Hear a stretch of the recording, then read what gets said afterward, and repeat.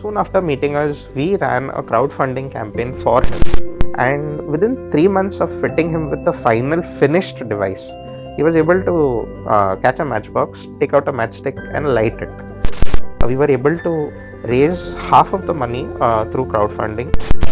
I mean, I'm kind of feeling very fortunate for this life, for this body, suddenly after listening to you, because this is very, very shocking for me. Hi everyone, welcome back to Vritvi Talks Ep.19 podcast. I hope you guys are doing great. Wonder where the world is going with technology these days? Well, I had a chance to have this heartfelt conversation with the founders of ROBOBIONICS, a company that is creating impact positively by transforming human lives and empowering some specially abled individuals with the help of physical rehabilitation solutions like making a prosthetic hand. I hope people who are unaware of such amazing developments in India and other countries as well will get to know a lot of valuable stuff here. After all, my agenda is to bring some difference to your life, and so is of my guests today, Mr. Anil Nair and Lewellyn Dsa. Hi guys, this is Vritvi Sawant, and welcome back to Vritvi Talks podcast. Today we have someone really special, or I would say these founders have been doing some really special work for some specially abled people. So here today I have with me Anil Nair and Lewellyn, who are co-founders of this beautiful, beautiful startup called ROBOBIONICS. ROBOBIONICS is a startup that enables independence through bionics. नहीं समझ में आया? आइए हम उन्हीं से जानते हैं directly. Ladies and gentlemen, welcome Anil Nair and Lewellyn Dsa to Vritvi Talks, the official podcast. Thank you, Vritvi, for having us here. We are really excited to share our story with you. Firstly, guys, I would really want to understand that why ROBOBIONICS? Like, how did this idea of prosthetics pop up? Or is there an emotional side to it that you guys, thought कि okay, हमें ये ऐसा कोई एक startup start करना चाहिए? Or did you guys see that there is a gap in this industry that a very few startups or very few people are doing this? And how did you guys meet? How did you guys start all this? Please tell us something about that. After graduation, Anil is a software engineer. I am a mechanical engineer. After graduation, as usual, we hunted for a job. We started working. But after some time of working, it became very evident that jobs are relatively monotonous in nature. So what we wanted to do is something different. And even though we were working, Anil and me used to keep tinkering a bit. So I decided to go ahead and pursue my master's in mechatronics, where I joined IIT Patna. And I met a batchmate out there. His name is Jayant, who was missing a hand for the first time when I saw him. And that was the emotional trigger which made me question ki if technology is advancing so much, medical field is advancing so much, why is Jayant left without a solution where a simple task like getting ready in the morning to go for a lecture takes a normal student maybe 2 to 3 minutes. Jayant needed a bit more than 15-20 minutes. So that's how the idea came to start doing something for him to enable him to have a better access to things around him and better inclusion where he doesn't feel left out or he doesn't have to put in a whole lot of extra effort than we do in our day-to-day life. And you guys were like what? We were friends from college. Uh-huh. So Lewellyn and I used to work on common projects that were interesting. जैसे कि we had worked on a self-balancing board जो automatically just like the Segway type of thing. So we were working on that. Then after that, Lewellyn went on to do his MTech. During that time, he approached me for this project he was working on. So I got interested in that. So उसके बाद when he showed the demo of the person who was using the prototype, so I got excited by that. We want to take this not as a project but as a company, so that what Jayant is experiencing, we can scale it up to all the users. It was the idea which started with me to help get that first prototype. The execution was my work along with Anil and Priyanka's help. So as I said, Anil is a software engineer. Priyanka is an electronics engineer, and me being mechanical, that skill set came in as a balance to develop that prototype. Now, it was Priyanka's question to me when seeing Jayant use the hand for the first time, asking that what next? if we leave this as a project in an IIT, it's going to go in a showcase and एक time के बाद धूल खाएगा. So do you want to leave it at that? And like what can we do? So the incubation center of IIT Patna had just started that very year. It was accepting applications, and we decided, let's go for it. Let's see what is the need of people. Is there an actual problem? Can we solve it with our product? And I think 2 nights of rigorous brainstorming, going around, trying to find if there are any people nearby. We were immediately able to find that in the surrounding villages itself, in 3 villages that surround the institute, there were over 15 people who needed a prosthetic hand. Oh my god. So it became a very evident problem, and we said, this is something we have to solve. It may take time, but this is something that we have to work on. To be honest, I mean, how did you guys even find these people? Because see, मेरे नजरिए से अगर देखो तो like we were having the conversation just before this also कि normally भी आजकल लोगों को brands को या startups को exact correct target audience मिलना बहुत difficult हो जाता है, ठीक है? And this kind of startup and this kind of solution that you guys are providing, this comes as more I would say kind of emotional decision, okay, but an emotional decision which requires a lot of finances, okay, because any startup or any company who is doing something like into prosthetics, like a prosthetic hand or leg or anything, okay, foreign markets में बहुत it's taken as from a very different perspective, but in India I think we are still getting there slowly and steadily. We will come to that, but first I would want to know that how did you guys manage to find all these people, and how do you guys cater to them, like, because this is an emotional decision, right? What happened is, being in an IIT, you're exposed to a lot of different activities, not just academics, but socio-cultural activities. One instance was that there was an awareness program trying that students wanted to run among the local village women regarding hygiene and other issues. So it was a problem that came up to that committee, to that student body that time. And the way we were able to solve it was by taking the help of the local cleaning staff that were hired from villages, using them as messengers, just sending across a small message through them to go and tell maybe 5-10 more families that there is such a program going to happen, you all are invited to come. So we used the same mechanism that was used then over here, where through the security personnel and the local cleaning staff, we were able to spread the message out that such kind of work is going to start soon. And maybe if you know someone, or if you know someone who needs it, just ask them to come and get in touch with us. So that's how we were able to find the people.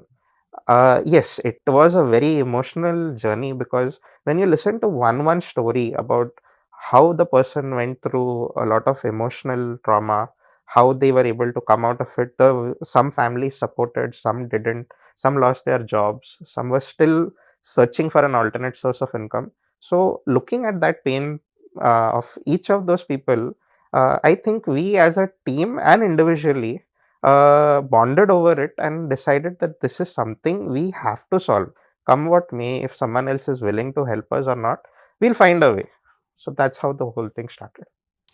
That's very interesting. But coming to the prototype, okay, so how do you guys, like, once you have them, or once you have those patients, so how do you guys, like, do you convince them, or they're already convinced, do they come with a mindset कि okay नहीं हमको ये करना ही है, या फिर do they ask for a demo or something like that? How is it? So back then, we had to explain to them that this is going to be a development process. We don't know when we will reach a final product. We don't know how well it will work, but we will get there. We just need you to come in, keep testing, give us feedback. Based on your feedback, we will be able to develop it. So one very interesting problem that we came across during that is people expected that it should work like very much like a natural hand, where each single finger should be operable. But that also pushed us in to question them, as well as ourselves, what can you do with the individual finger movement other than very complex things like playing a piano or playing the guitar. So then we were able to tone it down to, okay, this will function more like a support device rather than a full-fledged device. And because it can function as a support device, we can eliminate certain, as we call it, Priyanka in fact coined the term, we can keep the must-haves and leave the nice-to-haves for later on. So during that iterative process, some people decided to drop out. Every time someone dropped out, it kind of dropped our morale ki what happened, why don't they want to come back. Sometimes the family pressure forced them not to go, because as I said, they were villagers, and some were trying to find alternate sources of income. So coming to us means a loss of income for a day. So that is when we also tried raising money through grants, so we could turn this into like a clinical study, compensate them for that day that they were coming in for spending with us to test the device, and accordingly then things started improving a little by little, and we reached to a prototype stage. So when we reached the prototype stage, it was still not sufficient to send them home, because there were wires hanging around the place, and it was a little heavy. It didn't look like a hand, it looked more robotic, and there were multiple things. But in spite of that, our first patient, the very first person who came into the trial, he waited 3 years from the first day he met us till he was actually fitted with the hand. And within 3 months of fitting him with the final finished device, he was able to catch a matchbox, take out a matchstick, and light it. So something we never expected with a prosthetic hand like ours. Someone will be able to do that kind of a complicated movement, but he was able to. So that gave us the push that we are doing something right. We need to keep doing it, and we will keep improving. Can we have the demo for this? Sure. I mean, so whatever you said right now, so we can, eventually speak again about this kind of hand. So this is the hand. This is the gripper that we make. It's battery. The sensors are embedded inside. This is called a socket. So a person who doesn't have a hand has to insert their hand within this socket. This part is made by a clinician known as a prosthesist in a clinic which is called a limb fitting clinic or a prosthetic clinic. So one very key problem in India is we have around 50 lakh people without a hand and a leg, and we have only 200 clinics to serve them. Yes. Oh my God. So as we say, lack of accessibility and lack of awareness are both the problems related to prosthetics at the moment in India. Now, as soon as you put your hand in, there are sensors which pick up the muscle movement. So as soon as we trigger that, the hand will close. Oh, okay. And you must be able to hear a small vibration sound. So if you hold it in your hand, yeah, this vibration that you feel is what we call sense of touch. Okay. Very similar to your phone in silent mode. You can differentiate between an incoming call and an SMS. What we are doing through this sense of touch is through vibrations, we are telling people whether the hand is opening, closing, is it in a gripping motion, and even based on the grip, if it is what you say, holding something hard or soft. So rather than feel like they are operating a mechanical or an electronic device, it feels more natural to a real hand. And एक normal आदमी को कितना time लगता है to get used to this hand? before our device was introduced, it would take somewhere between 2 to 3 weeks of training on a daily basis. With our hand, we were able to observe from the very beginning itself that a person could get accustomed within 15 to 20 minutes. Are you serious? Yes. 15 to 20 minutes is a good number. Yes, yes. So what differentiates this from the other products is the products that are already in the market, they work on the principle known as EMG sensors. Okay. That takes nerve reading from the muscles. Okay. So during our prototyping stages, what we are able to do is, this is a critical problem that we had hit.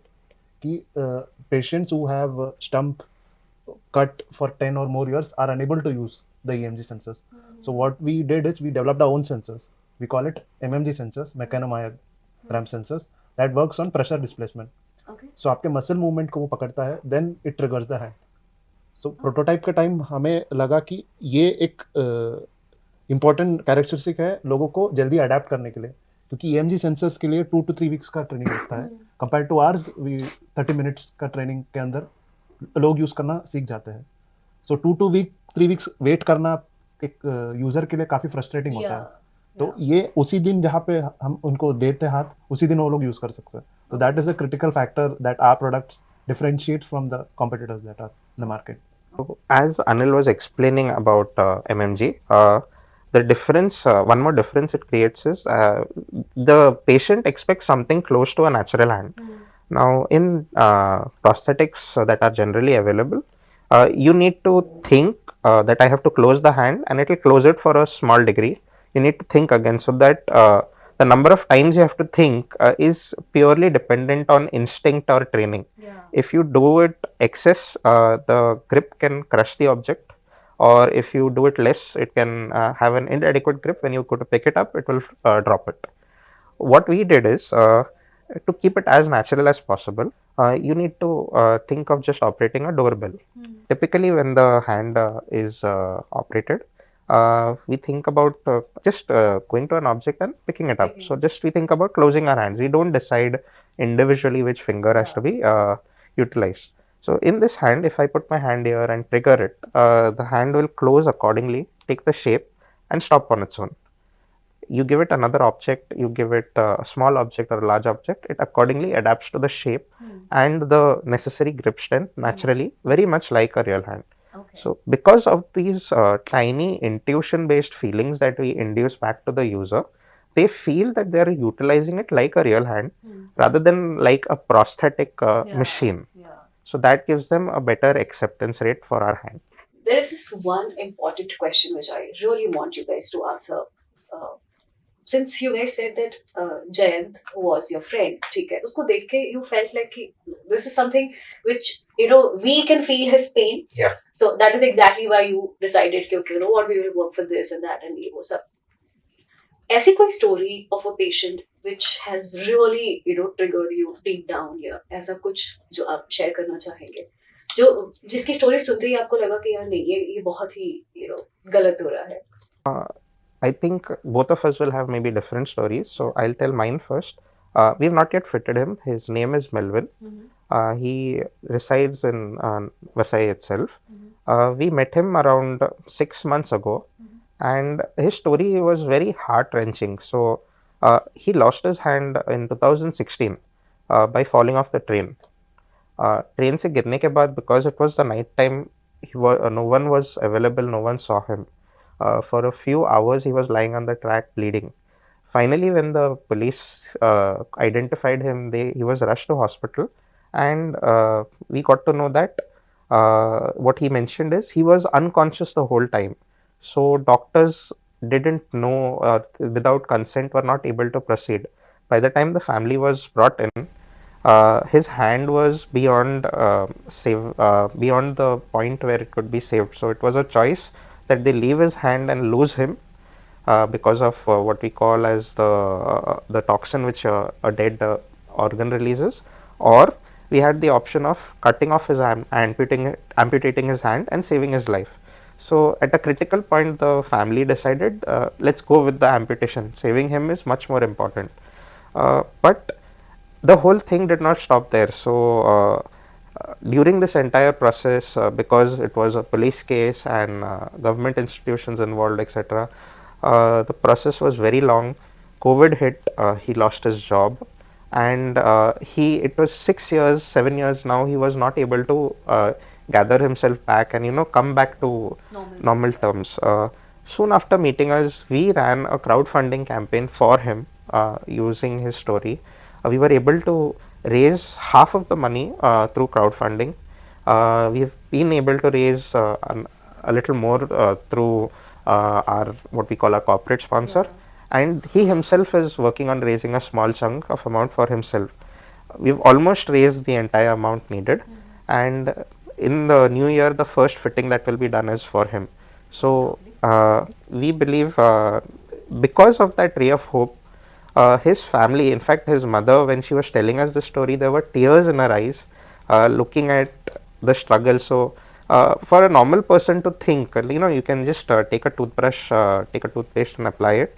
For a person like Melvin, he has to take a toothbrush, place it in between his feet, then take a toothpaste, apply it, keep it back, then pick it up. So a small thing which we just take a second or two, he takes around 4 or 5 minutes to do it.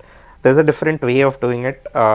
And unfortunately, till he met us, there was no sort of aid or support which he thought was ever possible. Was ever available also. Yes, Maybe he awareness ही नहीं है इन चीज़ों हाँ को kind of give up कर लिया था. Yeah. But now post meeting us, he has started going out.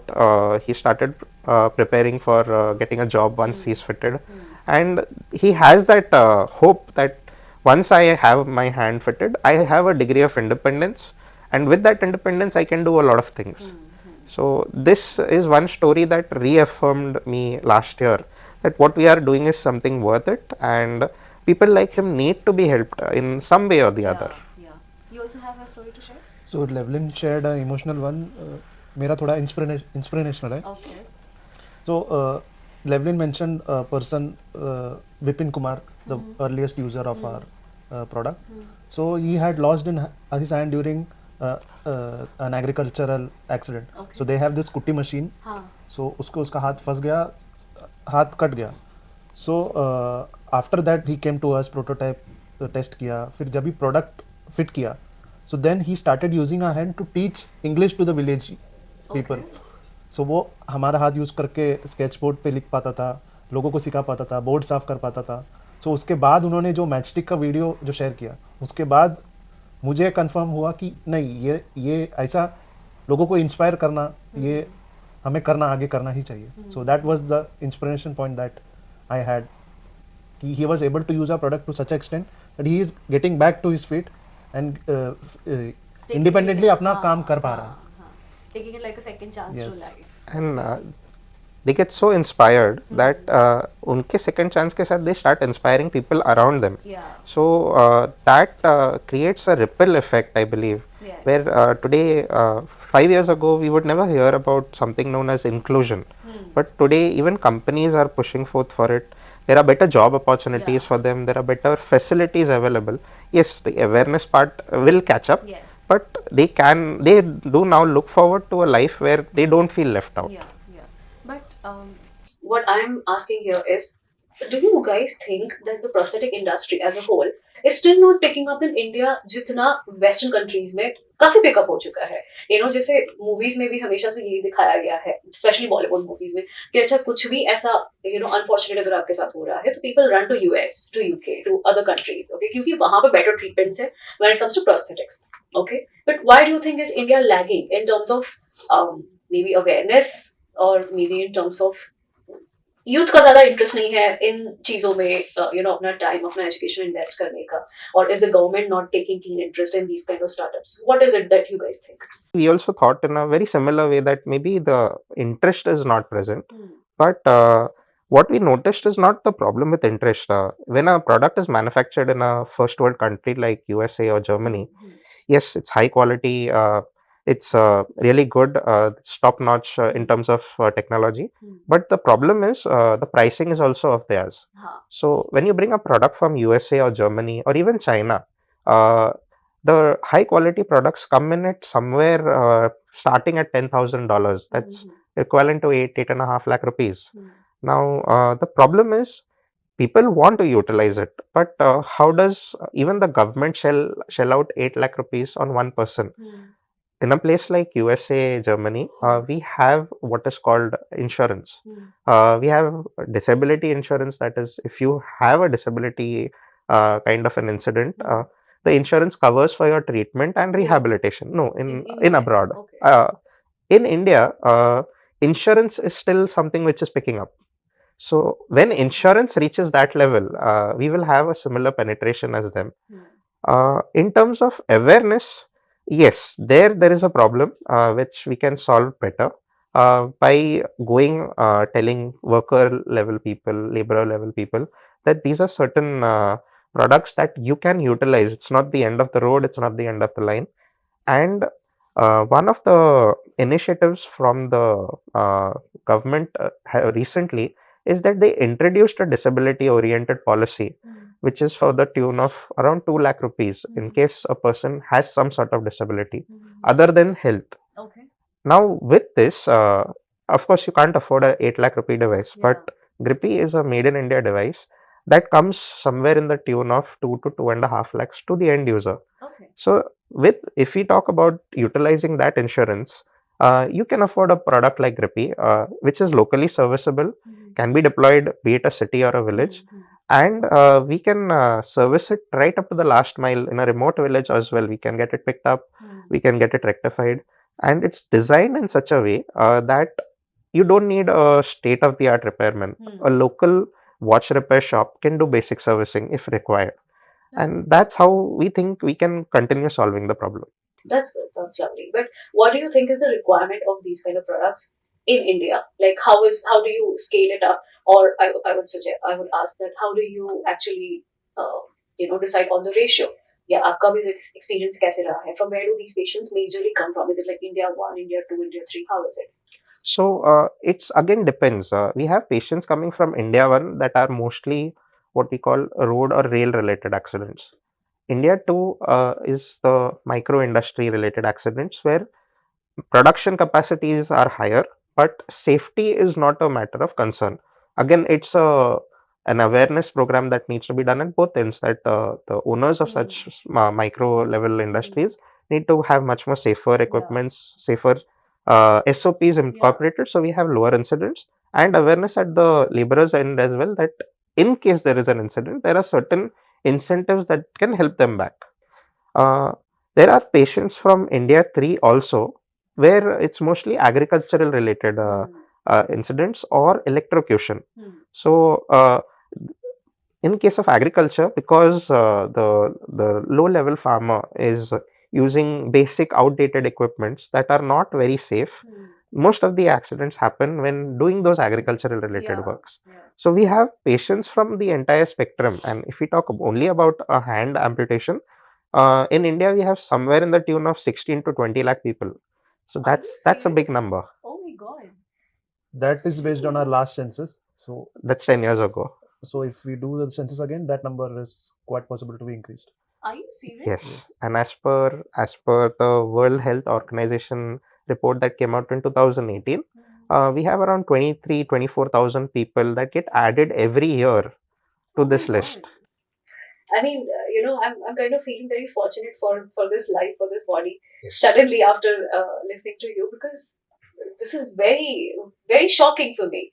Because हम normally जिन लोगों को देखते हैं उसमें भी ये रेशो बहुत कम दिखाई देता है, हम normally ऐसे लोग नहीं देखते हैं who are unfortunate to have a hand, who not to have a hand or a leg or anything. The healthcare sector has been at an all-time high especially after COVID. Okay, so do you think that COVID actually worked for you guys in a way, or for the whole prosthetic industry? Do you really think, or was it like it is the same always? It was a boon and a bane in both situations. So it's like how we placed ourselves when there was social distancing needed. An important criteria was social distancing, avoiding touching things with your fingers, washing your hands. How do we do that with a prosthetic? So existing prosthetics came with gloves that were fixed. They looked like a real hand because of the silicone glove, but you could never take it off. Sanitizing them was a major hurdle. What we did to our advantage back then, which was naturally a feature of the hand, was we have a removable glove. So you can easily tuck it off, wash it, put it back. And we used to always give a spare glove to the patient where they can, use it like a set of clothes in rotation.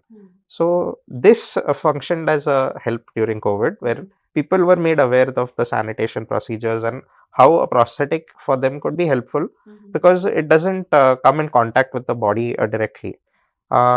On the lower side, because of COVID, people were reluctant to come and take a trial. And a prosthetic without a trial is like, buying a car without ever knowing what you are going to drive. So it was a mixed set of feelings, but we were able to navigate around the need, and understand, develop certain solutions. So now, back then when we had Rippy, it was I would say, even though it is quite smart, it was still a dumb device. It did not do a lot of things other than its own work. Today, we have been able to incorporate it with wireless technology, where we have remote analytics, AI working in the background. It can sync up with your phone like a smartwatch and give you basic data on what is going on, what's the status. Oh. It gives us also basic insights on how well a device is performing. Does it require service, or how good is the shelf life of the product in general? Do you think that a product like this can be misused in the near future with AI taking up everything today? Because AI and automation is everywhere, almost everywhere these days, right? Like, we just had some news coming up just a day ago that Paytm had to lay off a lot of employees because of the pressure of getting into automation, right? So, what is your thought process on this? So, again, automation, if used correct, while it lays off a few set of people initially, it increases the employment, because for maintaining those systems, you again need people. It can never be 100% AI based system, at least for maybe next couple of decades. And to tell you a little more about, even though we are incorporating AI into prosthetics, the safety portion, I believe Anil can tell you better. So what we have done with this device is we have limited the AI capability to a certain feature set. So even if there is a possibility of takeover, the chances are very slim. And we also have regulations in place so that in the medical device domain, the AI is not misused. Okay. So we have regulation as well, and we have taken care the possibility of misuse from our side as well. Okay, but who decides on the regulations? You guys or the government? The Indian government The Indian has government. already brought in a regulation where it is called software as a medical device, where AI part is also covered. Oh, that's lovely. I'm sure our audience is getting quite a lot good taste of all these schemes and the government regulations. But tell me one thing, that since you guys started with such a unique idea of a startup, how difficult was it to self-fund yourself initially? Because I'm not aware that if you guys were self-funded or if you guys raised certain things, या फिर government के भी कुछ इस type of startups के लिए कुछ schemes है नहीं है, प्लीज हमारे व्यूअर्स को बताएं. The very set of questions that you asked, when we started, we had the same questions. And fortunately, there was what we call a program known as Academia Industry Training. Okay. This was a program coined and run jointly between the US and the Switzerland governments. Okay. So from India, Sain IIT Bombay was the person who was executing it. In Swiss, we have something known as Venture Labs. So what the program was is to take people from academic sections, be it in a job which was academic oriented, or students that were looking to transition into entrepreneurship, and run them through a 7-day training in India and another 7 days in Switzerland to understand the concept of the local needs as well as the global needs. So, as it was never decided what pathway we are going to take, but because we got selected for this program, I went forth, I took the training, and it just opened up my mind. So, a very important factor that was there is in a startup, if you're working remotely in a very secluded area, it's going to be tough. But if you work it out like a network, meeting other founders, sometimes in the exchange of ideas, you get certain nooks and crannies that can help you navigate your way. So during AIT, I heard about BIRAC. Now, when we start, yes, BIRAC is a wing or a agency formed by the government of India to fund biotechnology research. Wow. So, be it a startup, be it a student, be it a big company, if you're doing some research in biotechnology and you approach them, they will have some grant that can, kickstart your journey. And we applied to them, we got the initial grant that helped us take that initial steps and not burn out, just, struggling or getting demotivated, like most of the founders tend to happen in the initial years. With that initial grant, we got to know develop technically, as well as develop the business as a sound model. And what it gave us an insight into is the whole list of schemes that were available. So you don't stop at one. We used to parallelly apply to various competitions, to various hackathons, and it was like a chance to go and network with others, like-minded individuals, as well as talks in front of students to get them excited. From 200, even if one person gets inspired, it used to be a big change for us. Are there many such schemes or programs run by government Yes. for startups like these, or for biotech funded? Yes. Initiative. Yes. So, as I told you, BIRAC has a whole list of grants.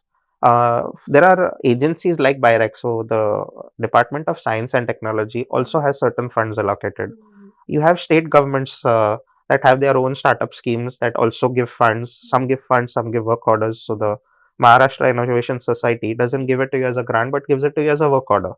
So, they expect you to have something like a product level device ready, which can be taken and deployed in a hospital or in a government institution. Like Maharashtra Innovation Society, we are supported by the incubator of the Municipal Corporation of Greater Mumbai, which is called Smile Council. Okay. So Smile Council, as a part of their initiative, runs a pilot trial where in the pilot we were given an order for 4 devices. We demonstrated it to all the BMC aided hospitals. They gave us the patients. We were able to engage with them and fit them. It is a little longer than a normal process, but at the end of the day, the patients benefit from it. So you talk about municipal level to union government. There are a whole list of schemes. There are some schemes that sometimes we even miss out on. There are that many schemes.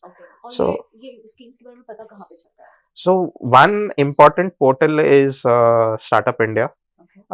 Startup India, like Startup India, there is another portal known as the METI Startup Hub, Ministry of Electronics and IT. They have a startup hub. And other than this, I believe if a startup is a part of an incubator group, some incubators are also actively involved with government. So they keep informing you that these are certain schemes. If you are backed by what we call a corporate foundation, a CSR foundation, CSR foundations also now are investing in startups because there is some form of social impact that's possible. So these are typical ways that we get to know how to find the appropriate funds and apply for them. That's good. तो आप लोगों ने कभी किसी pharma company को approach नहीं किया? So हम लोग ने ट्राई किया है, but what happens is pharma becomes a separate division as a whole. In case of regulations, there's a difference between pharma and medical devices. So when we approached pharma companies, we got to know that like CSR cannot be done in the same domain a company operates in. So companies like banking or infrastructure, where they have nothing related to the medical domain, they invest a lot in healthcare. Okay. So it is like giving back to the society somewhere where they are not doing work. And that helps create the change. आज की date में अगर किसी भी group of friends को या किसी को भी अगर प्रोस्थेटिक्स में या रोबोटिक्स में अगर एक स्टार्टअप स्टार्ट करना है or any kind of business in this healthcare sector, what are the 3 things that they should take care of? First is perseverance. Okay. Recently there has been lot more changes in the medical device sector, and the central government has also brought in the Medical Devices Act, wherein each and every medical device would be regulated. So the government has done this so that the state of art quality devices should be manufactured in India. Okay. So that is one part. Second part is कि आपको कौन सा भी idea आ रहा है, जो कुछ भी आइडिया आ रहा है, तो search if there are related ideas there. अगर नहीं है देन फर्स्ट उनको पेटेंट करो, so that you hold the copyright of that product that you are developing. So and इसमें medical device in general is a long game. You won't find anything कि आज मैं product बनाया कल लोग लेंगे उसे, वैसा नहीं चलता है. So you have to constantly prototype, लोगों का फीडबैक लेना। हाँ. सो उसके लिए पेशेंस एंड परसिवरेंस दोनों एक इम्पोर्टेंट फैक्टर है अगर रोबोटिक्स आप लगाना चाहते हो मेडिकल डिवाइसेस में। Okay. If levelling has anything to add. So, one only for me, it's one point. A good team. It's sometimes high performing people don't gel well together. हाँ. But if there is someone who acts as that bonding force, no matter the arguments that happen, it may be exhausting, but those arguments help us to develop To a reach good a common product goal, and to yes. reach a common goal in Yes. general. So, it's more about looking, taking one step at a time, keeping your end goal in mind. To look at a broader picture Yes. rather than just sit and Yeah. fight and Yes. deal with your egos. Okay, but that's good that you pointed out to perseverance and patience, which I think is very, very lagging in the present generation that we are, living in. The Gen Z is, they just want everything like this. कि आज के आज मिल जाए, मैंने product बना दिया, patent करा दिया, कि अब मुझे बस कल से सेल चाहिए, ठीक है, specially in industry like this which actually requires a lot of patience. Yes. Right? आप लोगों को कितने साल लग गए from that day when this seed was sowed in your head कि okay नहीं अब मुझे ये करना है, वहां से लेके यहाँ तक कितने साल लग गए? So if direct में बोलो तो it's around 8 years that the seed started in my head till where we are today. To reach a product that could be launched, it took us 5 years. From those 5 years, 3 years, 1 year went into just talking to people and understanding the problem, what exactly needs to be solved. If you look at most of the prosthetic devices available, you'll find a very mechanical design to it. It has good functionality, but there's a very common design concept to it. Because of that 1 year which we spent initially just talking to people, clinicians, and finding the actual need, not just a technical need, we were able to create something different. And because of that, we were able to, it did take a little more time than it typically would, but we were able to prototype it into something that a patient can very easily use. So, where a typical hand will weigh, somewhere in the terms of 1.5 kilo, if you hold it, it's hardly 650 grams. So these are certain aspects that need to be kept in mind very early on. And another thing which I would say is very important is a medical device has to go rigorous amounts of testing. So it took us 2 years to complete user trials. It took another year after that to complete what is known as certifications, product certifications. But who gives the certification? So there is something known as the Quality Council of India, QCI, Okay. under which there are different boards. So there is a board known as NABL. NABL accredits laboratories across the country that can give these certifications. Okay. So we had our device tested in an NABL accredited laboratory for around 8 months before it could we could get the go ahead saying that this is safe to use on a person. Yeah. And the clinical trial took another year. So the product development is very fast. I would say it just took us a year to get our first product out. But going from that initial product to the final product that we actually launched, that took us maybe around 3 to 4 years. And that is where companies, start faltering in their approach, which doesn't necessarily need to be a situation. So if you're getting into it and if you can see it through, yes, it is a longer struggle than a software or app-based startup, but the rewards are also equally present. Okay. One last thing. How soon is ROBOBIONICS going to be global? So we initially wanted to keep it in India, but we got to know that there is a need abroad as well. So the same problem as I mentioned of affordability in India, there are countries in Southeast Asia that post-COVID are converting themselves into manufacturing hubs. And like we have that issue in India, I believe that could be a problem there as well. So we have filed patents in US and in Singapore as well, other than India. And possibly by the end of 2024, we will start our international expansion journey. Okay. One, I don't know how you guys will take this question. Tomorrow, if someone comes up and the person asks you to sell RoboBionics to us at so and so $1 million and all, would you do that? That's a tricky question to answer. Yeah. So one thing which we have learned in business is to be very thorough with agreements. Okay. And if we are My question is, would you do that? Yes no, or so if we would try to negotiate a deal wherein we retain ownership, the 51% stake of ownership, where we are able to control the company, but we are able to use the money that that person is infusing to channel the growth. So we don't mind sharing the company with someone who believes in the vision, but we will not sell it out outright. So even when we talk to investors now, me and Anil, we always have a set of own questions that we portray to them, asking them why they want to invest in us, because we believe even that startup investor relationship is like a marriage. Yes. And if someone is not looking at it in a long term way, we don't want the almost a decade of work that we have put in to just go and be shelved. Yes. Yes, because an investor coming in today can either look at a company as either a money making machine, or either he or she would be like, okay, no, I am sharing a similar vision with you. Okay, you cannot have both the things in one person. That is my understanding with investors and startups. So, do you guys agree to this? No, I think we have a slightly different model here. There's something known as like you said, you have a sustainable, profitable company on one side, and you have a social enterprise on other Yes. side.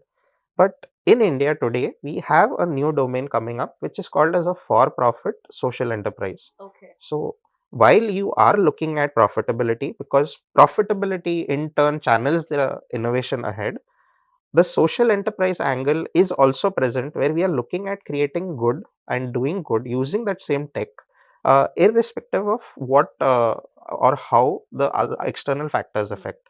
So it is coming up. We have something known as the social enterprise stock exchange also, which is soon to come up in India, and that will change the way we typically think in black or white. It Yeah. is creating that gray area, and hopefully we will have a whole lot of companies thinking like us, which we can collaboratively push in a direction and create it to be an ecosystem, and like our vision, create a equitable society.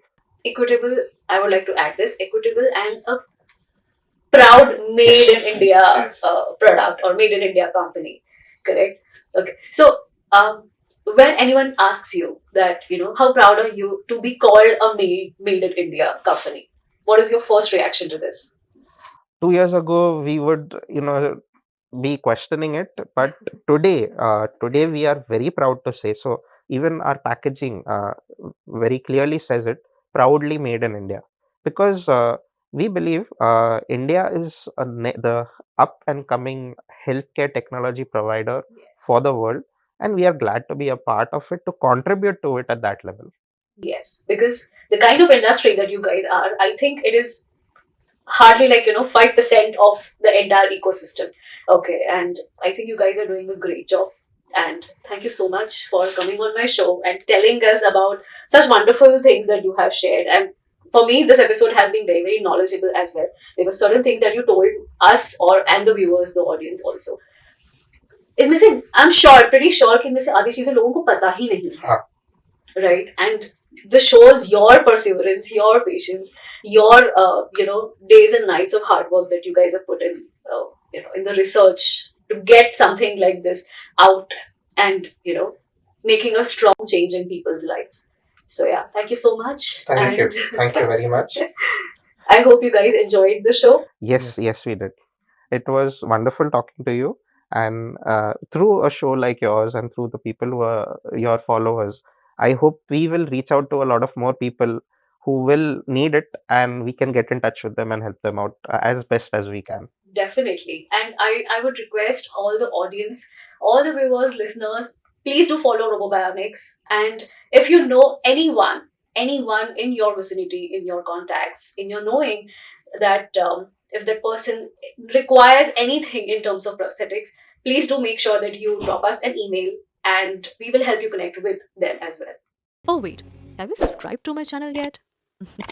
Subscribe now